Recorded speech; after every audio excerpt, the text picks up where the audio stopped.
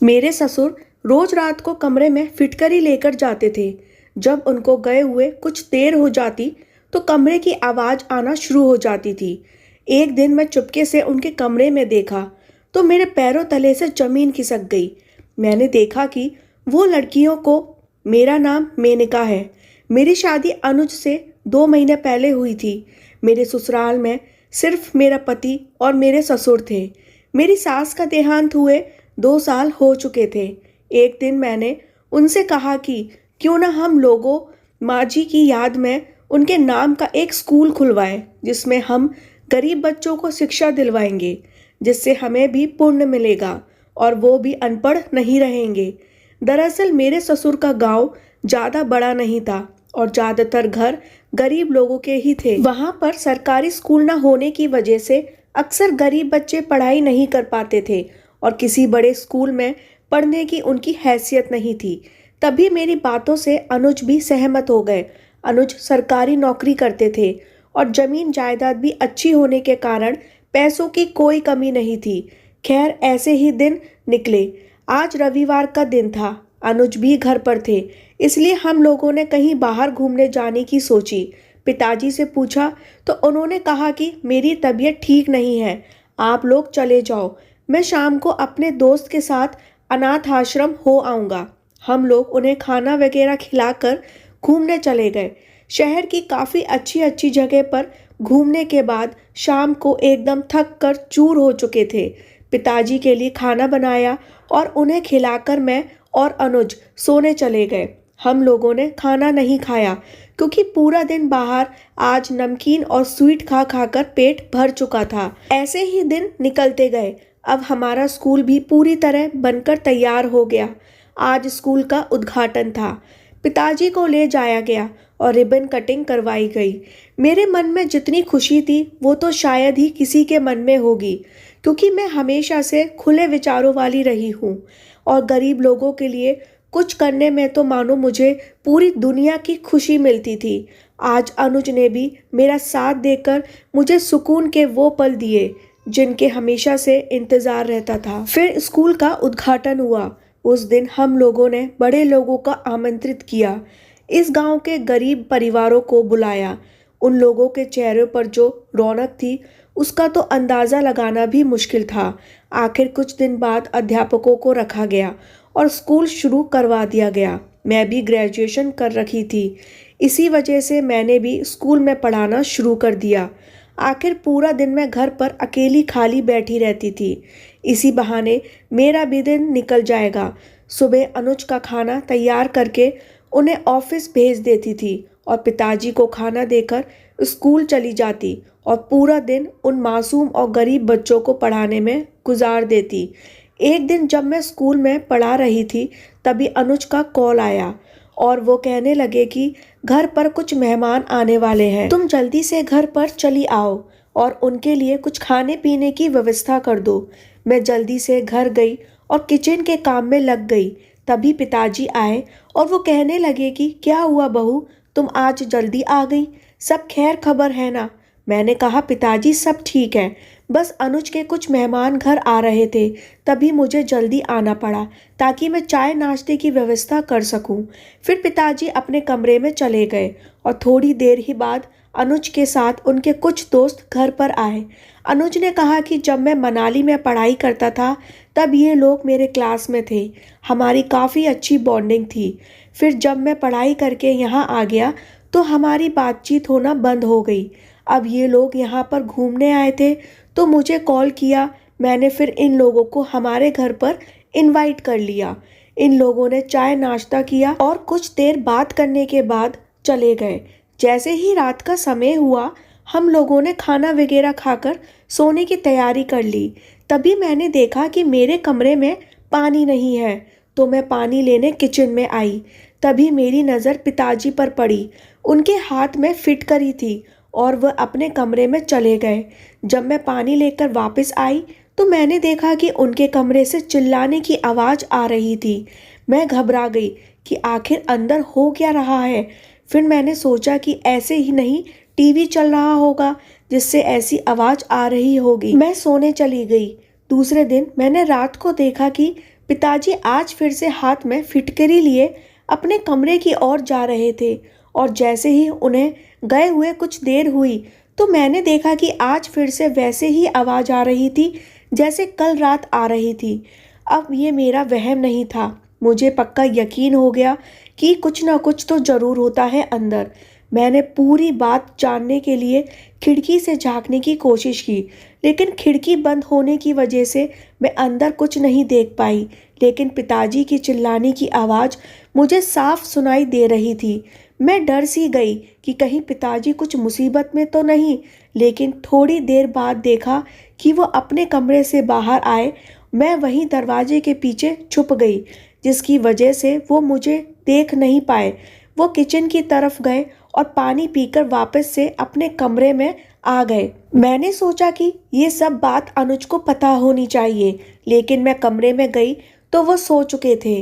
बेचारे पूरा दिन ऑफिस में इतना काम करते हैं, इसी वजह से शाम को पूरी तरह से थक जाते हैं। दूसरे दिन सुबह उठते ही मैंने अनुज को पूरी बात बताई। मैंने अनुज से कहा कि परसों रात को जब मैं पानी लेने किचन में गई थी तब मैंने पिताजी के हाथ में फिटकरी देखी जो वो अपने कमरे में लेकर जा रहे थे।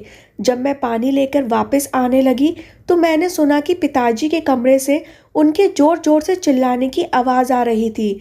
मैंने उस दिन तो जैसे तैसे टीवी चलने का सोचकर बात को टाल दिया, लेकिन ये बात कल रात को भी हुई। तभी अनुज ने मुझसे कहा, तुमने मुझे उस टाइम क्यों नहीं बताया? मैंने कहा, मैं आपको आई थी बताने के लिए, लेकिन तब तक आप सो चुके थे। अनुज ने कहा, चलो हम पिताजी से पूछते हैं। तो मैंने अनुज को जाने से मना कर दिया और कहा कि हो सकता है उन्हें कोई दिक्कत हो, हमें ऐसे उनके मुंह पर जाकर नहीं पूछना चाहिए जिससे उन्हें कुछ शर्मिंदगी महसूस हो। पहले हमें पूरी बात जान लेनी चाहिए कि आखिर क्या कारण है। खैर, मैंने जैसे तैसे बात को टाल दिया और अनुज को ऑफिस भेज दिया। मैं भी स्कूल को चली गई, लेकिन स्कूल में आज मेरा पढ़ाई करवाने में बिल्कुल मन भी नहीं लग रहा था। मेरे दिमाग में यही बात दौड़ रही थी कि आखिर पिताजी कमरे में करते क्या हैं? फिटकरी लेकर जाते हैं, इसके तो 100 कारण निकाले जा सकते हैं, लेकिन ये चिल्लाने की आवाज़ है तो मुझे बार बार कुछ अजीब ही सोचने पर मजबूर कर रही थी। खैर, मैं स्कूल से जब घर आई और खाना वगैरह खाकर आराम करने चली गई, तभी पिताजी वहाँ से गुजरे। तो मैंने उनका पीछा किया कि आखिर वहाँ कहाँ जा रहे हैं, लेकिन वो किचन में कुछ फल खाने के लिए गए, तो मैंने वो बात वहीं पर ही छोड़ दी। मैंने आज पूरा प्लान बना लिया कि आज देखते हैं शाम को पिताजी की आवाज़ आती है या नहीं। शाम को मैं और अनुज पिताजी को खाना देकर कमरे में चले गए, लेकिन थोड़ी देर के बाद मैं बाहर आकर देखा तो पिताजी अपने कमरे में फिटकरी लेकर जा चुके थे और उनके चिल्लाने की आवाज़ आ रही थी।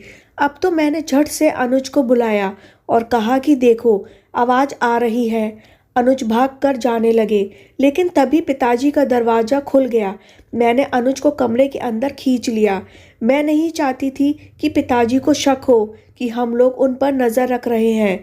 खैर, मैं और अनुज ने विचार किया कि कल सवेरे होते ही हम पिताजी से इस बारे में बात करेंगे।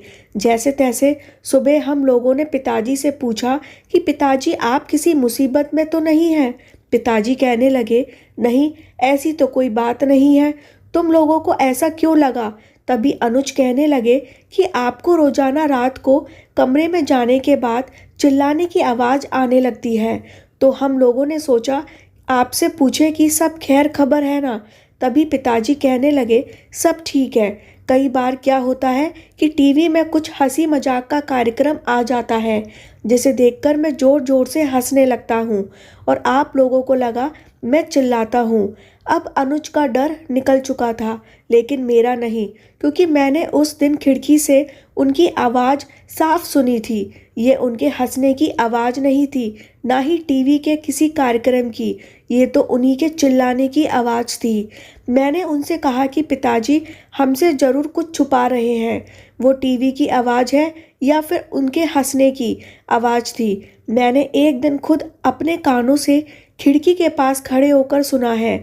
अनुज ने मुझे बैठाया और कहा, अरे मेनका, तुम काम का इतना टेंशन लेती हो, अगर ऐसी कोई बात होती तो पिताजी हमें ज़रूर बताते। हो सकता है कि वो टीवी के कार्यक्रम की वजह से हंसने लगे हों और उनके हंसने की आवाज़ ऐसी हो। अब बुजुर्ग जो हो गए हैं और तुम्हें ऐसा लगा होगा वो चिल्ला रहे हैं। तुम इतनी छोटी छोटी बातों को अपने दिमाग पर मत लिया करो। और हाँ, जल्दी से मेरा खाना लगा दो, मुझे ऑफिस के लिए लेट हो रहा है। मैं जल्दी से अनुज के लिए खाना लगाने लग गई, क्योंकि मेरा दिमाग तो रह रहकर इस बात पर जा रहा था कि पिताजी हमसे झूठ क्यों बोल रहे हैं और वो आखिर हमसे छुपा क्या रहे हैं। खैर, कुछ दिन ऐसे ही निकल गए। एक दिन मैं स्कूल में बैठी थी, तभी मेरी माँ का फ़ोन आया। उन्होंने कहा कि तुम्हारा भतीजा हुआ है, इसलिए 2 दिन के लिए तुम यहाँ चली आओ। मैंने ये बात घर में आकर अनुज को बताई और कहा कि मुझे अपने मायके जाना है। तभी अनुज ने परमिशन दे दी और पिताजी से पूछा तो उन्होंने भी कहा कि तुम चली जाओ। मैं अपने मायके चली गई और वहाँ 2 दिन तक फंक्शन एंजॉय किया। सब लोगों ने हंस खेल कर बातें की।